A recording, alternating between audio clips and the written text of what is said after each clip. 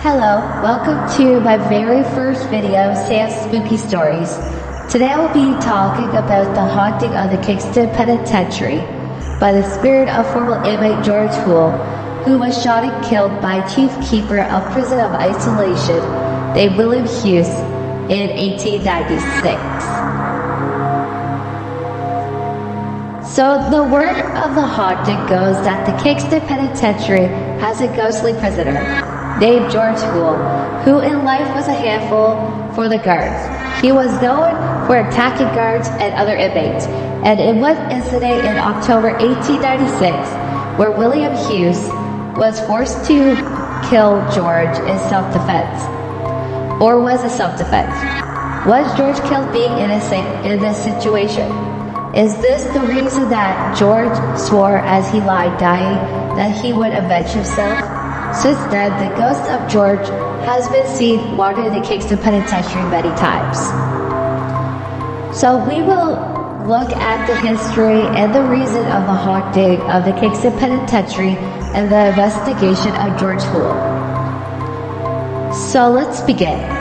Way back in 1870, the Penitentiary Board of Directors were looking into ways to reform the prison system. Specifically, they were exploring ways to separate first-time offenders who were sentenced to prison term from the hardened criminals.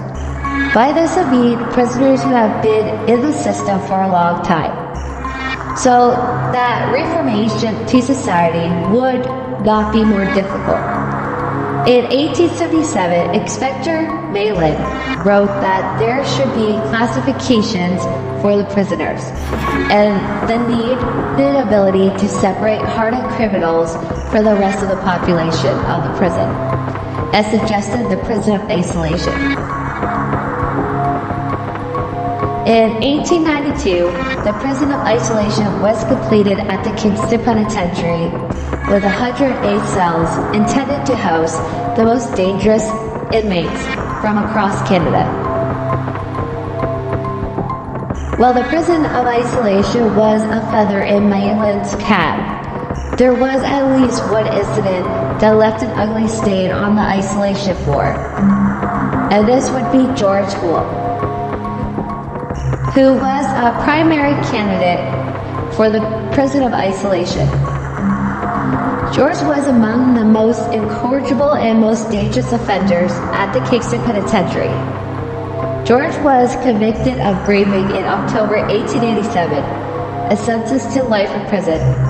His character at the Kingston Penitentiary quickly earned him his violent reputation as a dangerous inmate. In the first 10 years of his sentence, George received 24 disciplinary reports. Mind you, some of these were for minor offenses. For example, he told the guard to go fudge himself, and would often refuse to do his work. George secured his reputation for violence, however. George had hit a prisoner in the head with a hammer in 1888. Then in 1895, George was punished for attempting to throw an inmate over the balcony of the gallery. So his actions earned him a long stretch in the penitentiary dungeon. Then in February of 1896, George has attacked an inmate and a guard in the dining hall, and this earned George a sentence of 6 months in the prison of isolation. Several of the guards dragged George from the dining hall after his altercation. George was one of the few black prisoners in the white institution, and race undoubtedly played a huge role in both the violence experienced at the Kingston Penitentiary and the construction of him as a dangerous inmate.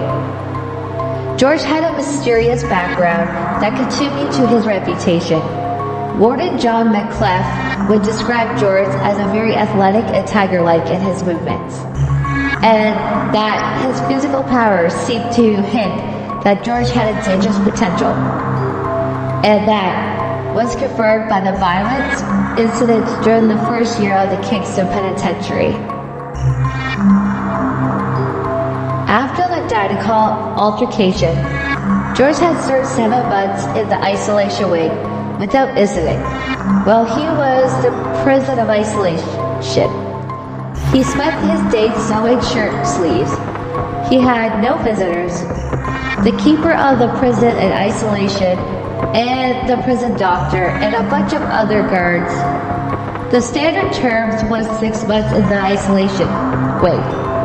If they had done their time in the isolation wing without any reports, they would move back to the general population. By October 1896, George was feeling upset about the extra month he had served in the isolation wing. Some of the prisoners in the prison of isolation had reported that keeper A.D.O. McDonnelly was dominating, manipulating the prisoners. Did their time in the isolation wing was supposed to be under the authority of the warden, but any negative reports from the keeper could make the sentence longer and keep the prisoner isolated indefinitely. The prisoner said that McDonnelly wishes that he had full control. Another prisoner in the isolation wing had revealed more and reported that McDonnelly would visit the cells and aggravate the prisoners to the point that they would get angry, to the point that the prisoners in the isolation wing could not control themselves. And this forced the prisoners into delaying their chances to return to the general population. George's anger about his delayed release from the isolation wing was made worse for him because his medical complaints were being ignored by Keeper McDonnelly, Warden John McClellan, and the doctor on the morning of October 8, 1896. George woke up feeling unwell. He did not get ready in the morning or eat his breakfast, and he did complain to McDonnelly, who was the keeper, about having bad pains in his chest. The doctor had arrived at 10 a.m. and examined George. He said there was nothing wrong with him, and they completely disregarded the complaint.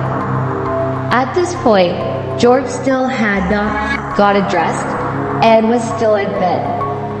This caused guard John McDonnelly to scold George and tell him to get up and be a real man, and that there was nothing wrong with him. George then demanded to talk to the warden. When George would not calm down, Donnelly wrote down a report and read it to George. And on this report it says,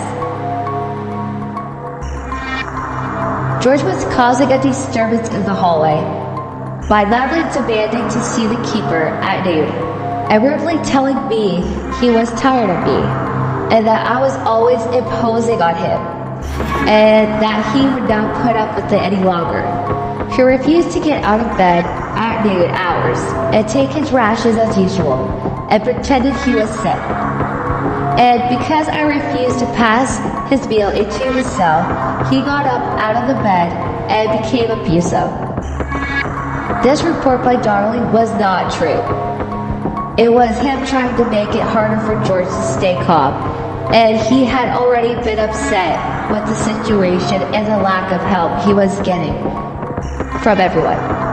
So Donnelly returned to the warden's office and read George his punishment and stated that this will start another month and 1 week in the isolation wing. When and however. At this point, George had been on his best behavior to get out and return to general population, and that he had to go 1 week on low diet. Did they really have to put him on a low diet? Like, he was a human being, and at the time, low diet should have never been an option to do to anyone. But this is 1896. Do you think that it was appropriate? This was their way at the time of harsh punishment, as he was so good for 6 months in isolation. Anyways, let's get back to the story.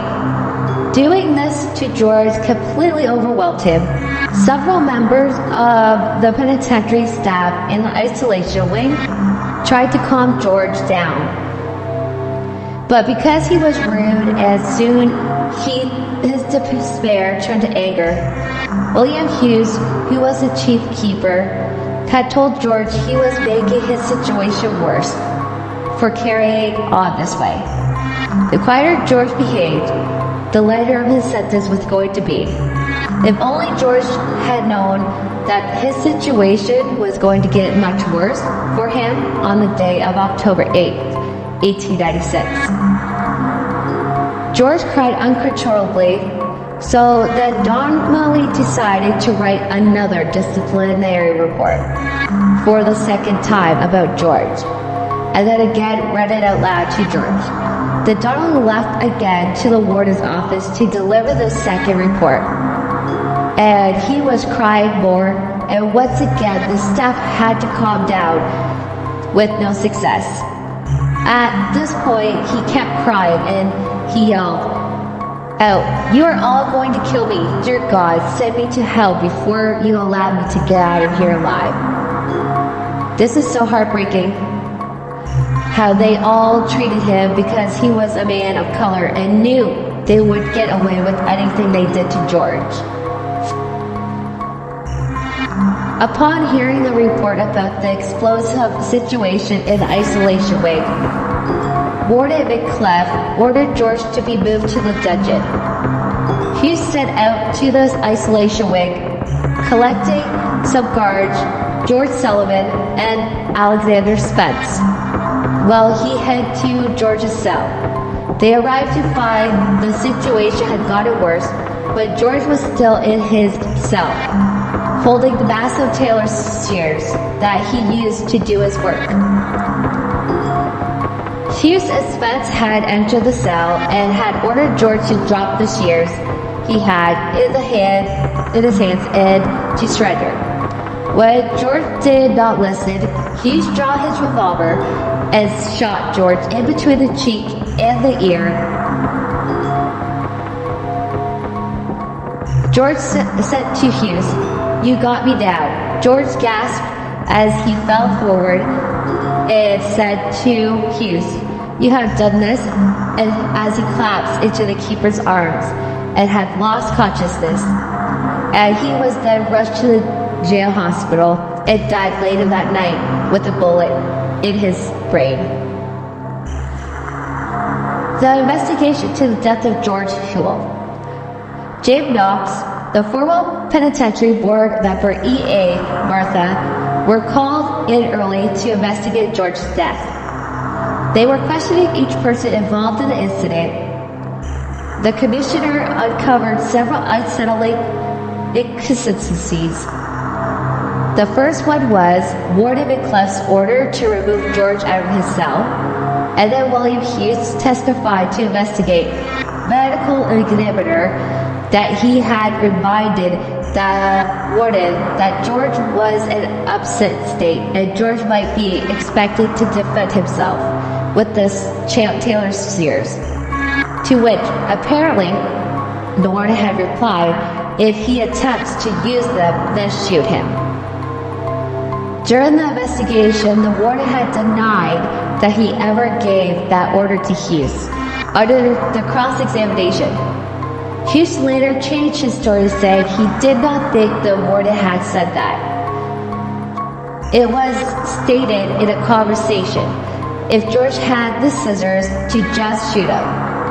There was only one other witness that was there during the conversation with the warden, and Hughes was the warden and chief clerk, who would not testify in the investigation of what he heard.